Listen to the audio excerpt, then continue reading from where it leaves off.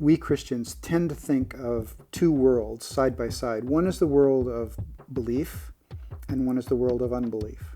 So you're a believer, you're not a believer.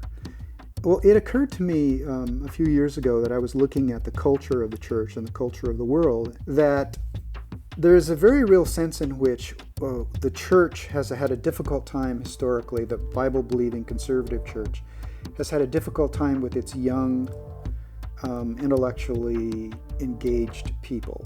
That is to say, people who have doubts or questions or want to ask questions in a typical church often get pushed to the side. They're marginalized because the church doesn't, for any number of reasons, know how to deal with those questions or want to deal with those questions.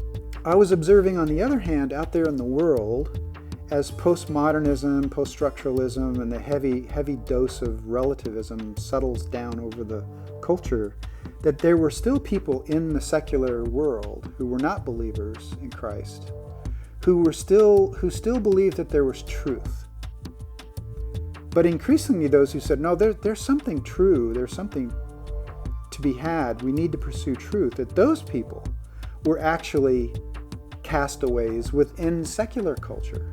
That is to say, people who still believe truth exists were being marginalized in the secular world, in an analogy to the way Christians are being marginalized in their culture.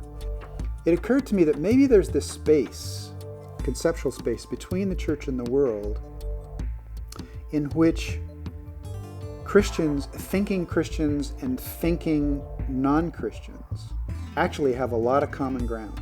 So here we find both believers and non-believers in this space in which they're trying to figure out what's true, they're struggling with questions.